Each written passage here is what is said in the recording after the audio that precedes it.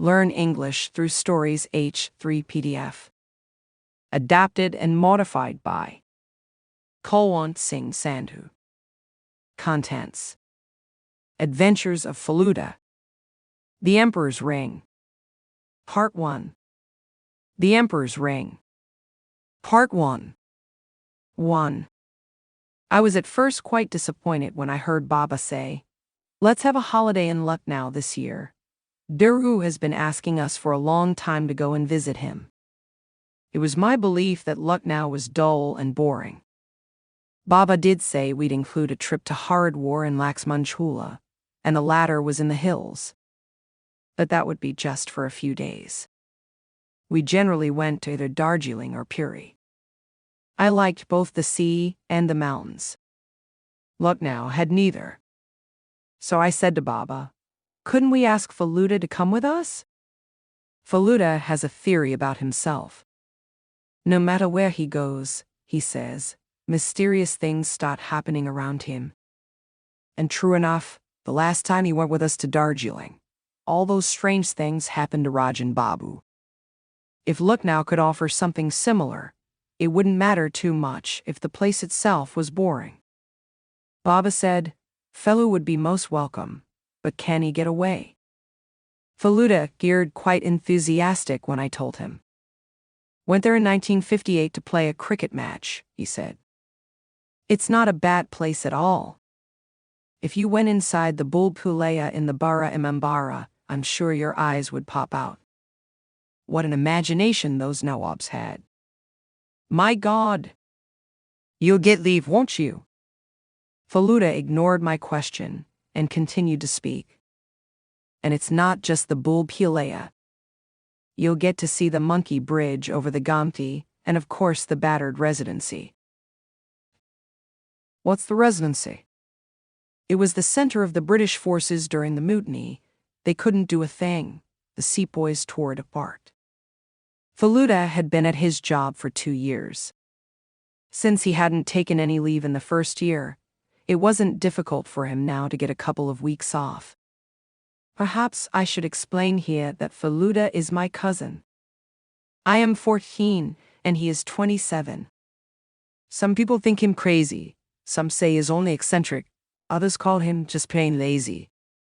But I happen to know that few men of his age possess his intelligence. And if he finds a job that interests him, he can work harder than anyone I know. Besides, he is good at cricket, knows at least 100 indoor games, a number of card tricks, a little hypnotism, and can write with both hands. When he was in school, his memory was so good that he had memorized every word in Tagore's Snatched from the Gods after just 2 readings. But what is most remarkable about Feluda is his power of deduction. This is a skill he has acquired simply by reading and regular practice. The police haven't yet discovered his talents, so Feluda has remained an amateur private detective. One look at a person is enough for him to guess, accurately, a number of things about him. When we met Daru Kaka at the Lucknow railway station, Feluda whispered into my ear, "Is your Kaka fond of gardening?" I knew that Daru Kaka had a garden, but Feluda could not have known about it. After all, Daru Kaka was not a relative. Baba and he were childhood friends. How did you guess? I asked, amazed. When he turns around, said Feluda, still whispering, you'll see a rose leaf sticking out from under the heel of his right shoe, and the index finger of his right hand has got tincture of iodine on it, possibly the result of messing about in a rose bush early this morning. I realized on the way to Daru Kaka's house from the station that Lucknow was really a beautiful place. There were buildings with turrets and minarets all around.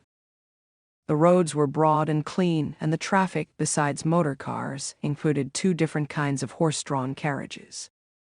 One, I learned, was called a tonga and the other was an eka.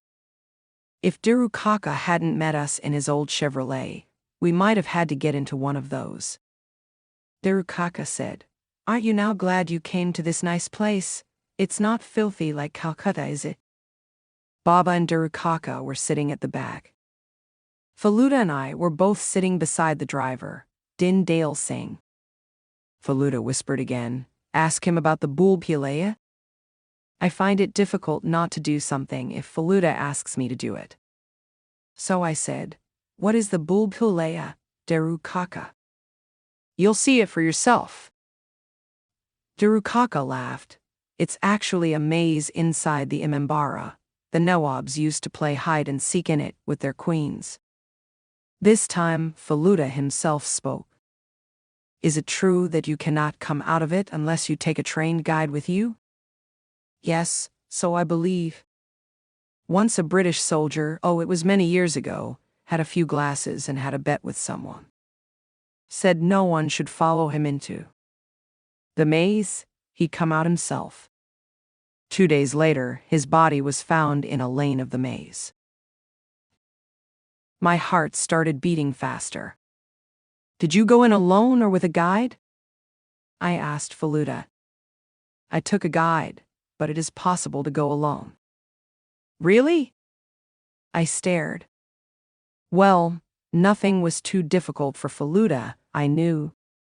"How's it possible?" Faluda's eyes drooped. He nodded twice, but remained silent. I could tell he would not speak. His eyes were now taking in every detail of the city of Lucknow. Durukaka was a lawyer. He had come to Lucknow 20 years ago and stayed on. He was, I believe, fairly well known in legal circles. He had lost his wife 3 years ago, and his son was in Frankfurt. He lived alone with his bearer, Jagmohan, a cook, and a Moli. His house in Secunderbag was a little more than 3 miles from the station. The main gate bore his name, DKLMABLB, Advocate. A cobbled driveway led to a bungalow. His garden lay on both sides of the driveway. I spotted a Moli working with a lawnmower as we stopped at the front door. Baba said after lunch, "You must be tired after your journey. I suggest we start our sightseeing from tomorrow." So I spent the whole afternoon learning card tricks from Faluda. Indians have fingers that are far more flexible than those of Europeans, Faluda told me, so it's easier for us to learn tricks that require sleight of hand. In the evening, we went out to the garden to have our tea. As we sat under a eucalyptus tree, cups and saucers in our hands, a car drew up outside the main gate. Faluda said, "Fiat," without even looking. This was followed by footsteps on the driveway, and a gentleman in a gray suit appeared shortly. He was fair, wore glasses, and most of his hair was gray. Yet it was clear that he was not very much older than Baba. Durukaka rose with a smile, his hands folded in a namaskar. "Jagmohan, bring another chair," he said. Turning towards Baba, he added, "Allow me to introduce a special friend. This is Dr. Srivastava." Faluda and I had both risen by this time. Faluda muttered under his breath, "The chap's nervous for some reason. He forgot to greet your father."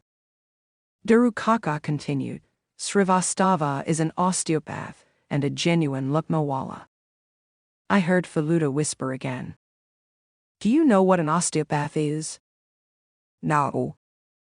"A doctor who specializes in problems of your bones."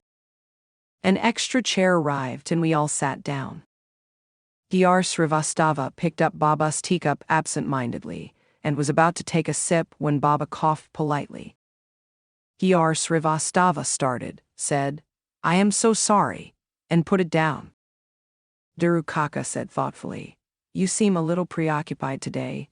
Are you thinking of a difficult case?" Baba intervened at this point.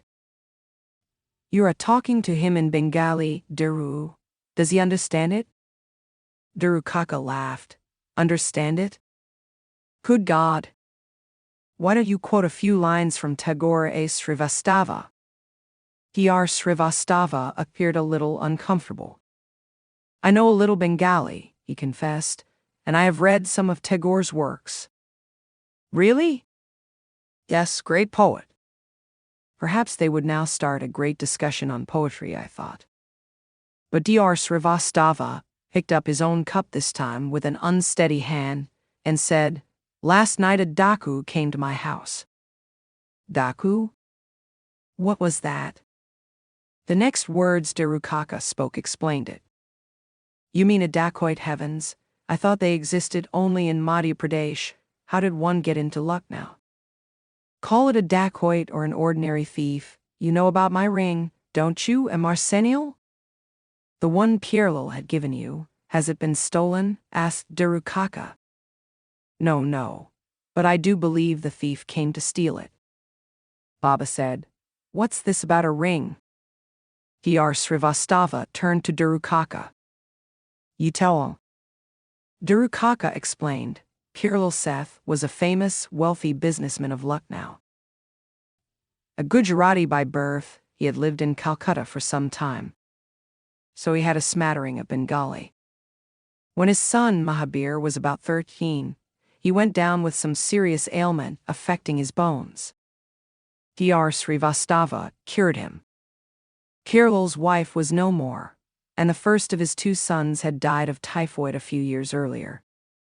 So you can imagine how grateful he must have felt to Dr. Srivastava for saving the life of his only remaining child. Before he died himself, he gave a very expensive and valuable ring to Dr. Srivastava. When did he die? Last July, said Srivastava. 3 months ago. He had his first heart attack in May, which nearly killed him. That was when he gave me the ring. Then the second attack came in July. I went to visit him. It was all over in no time. Look. Srivastava brought out a blue velvet box from his pocket. It was slightly bigger than a matchbox.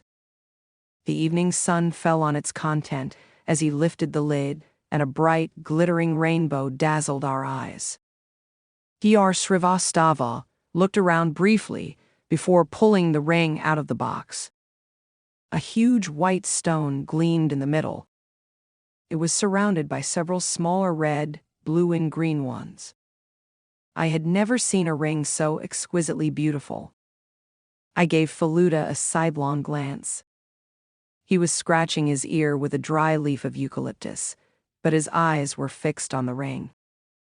It must be very old, said Baba. Is there a history behind it?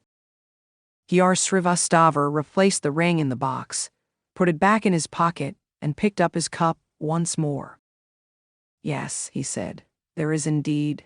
This ring is more than 300 years old. It once belonged to the Emperor Aurangzeb. Baba's eyes widened. You don't say, you mean the Aurangzeb, Shah Jahan's son? Yes, but the story I've heard goes back to when Aurangzeb was still only a prince. Shah Jahan was the emperor. Trying to conquer Samarkand, his forces kept getting defeated. Once he sent his men under Aurangzeb's command. Aurangzeb was badly injured in the attack. He might have died, but an army officer saved him. Aurangzeb took this ring from his finger and gave it to his officer as his reward. Goodness, it's incredible. Yes, Pierlal bought this ring in Agra from a descendant of that army officer. I don't know how much he paid for it, but I have had the stones examined. That big one is a diamond, so you can imagine its value. At least 200,000, said Darukaka. If it was Jahanan Khan's instead of Aurangzeb's, even then it would fetch about 150,000 rupees. Dr. Srivastava said, Now you know why I am so upset after yesterday's incident. I live alone, you see, and I have to go out at all hours to see my patients. I could, of course, tell the police, but what if I did? And then someone attacked me. You never can tell, can you? I had, in fact, once thought of keeping the ring in a bank, but then I felt it would not be the same, I like showing it to my friends, so I kept it in my house.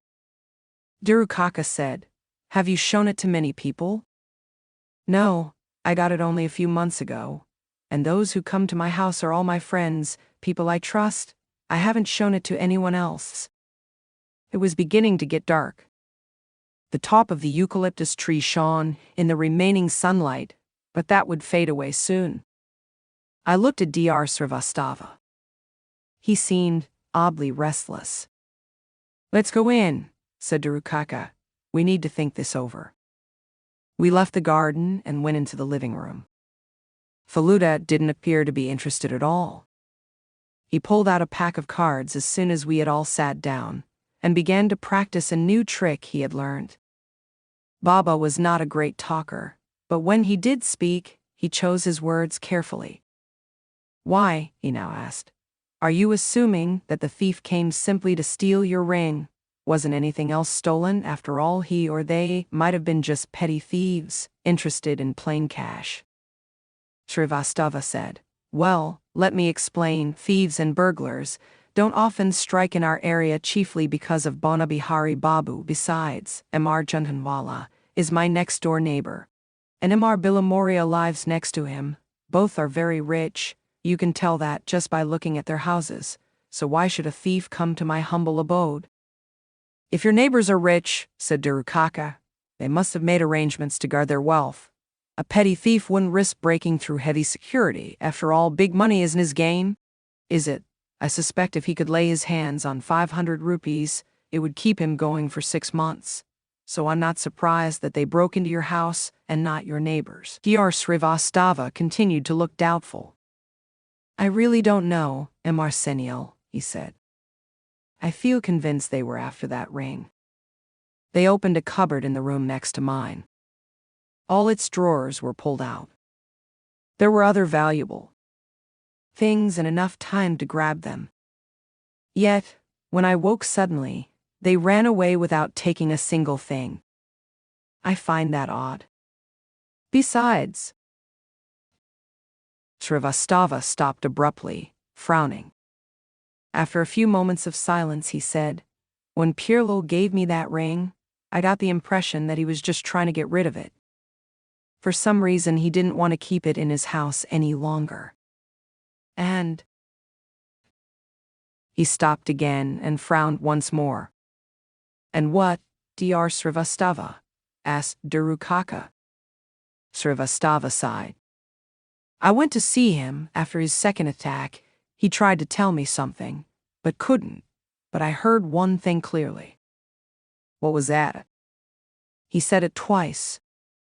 'A spy, a spy.'" Darukaka rose from the sofa. "No, doctor," he said. "It doesn't matter what Pirlo said. I am convinced it was just an ordinary thief. Perhaps you haven't heard, but the barrister Budib Mitra's house was recently burgled. Too, they got away with a radio and some silver. But if you're feeling nervous about keeping the ring in your house, please feel free to leave it with me. I shall put it in my Godrej Almara, and it'll be quite safe. You can collect it when you get over your nervousness." Srivastava looked visibly relieved. His lips spread in a smile. "That is exactly what I came here to propose, but couldn't bring myself to say it. Thank you very much, Mr. Seniel. I shall feel a lot easier in my mind if you keep the ring." He took the ring out of his pocket and handed it to Darukaka, who went straight into his bedroom with it. At this point, Faluda opened his mouth. "Who is Bonabihari Babu?" he asked. "Pardon?" Dr. Srivastava was still slightly preoccupied. "Didn't you just say that houses where you live were safe from burglars because of one Bonabihari Babu? Who is he? Someone in the police?" Srivastava laughed. "Oh, no, no. He has nothing to do with the police. But he gives us a special protection that's even better than what the police could give. He's quite an interesting character. His ancestors were zamindars in Bengal. When they lost their land, Bonabihari Babu went into business. He began exporting animals." "Animals?" Baba and Faluda spoke together. "Yes. Animals from here are often needed in Europe, America, or Australia for their zoos, circuses, and television. Many Indians are in this business. Bonabihari Babu made a lot of money, I believe.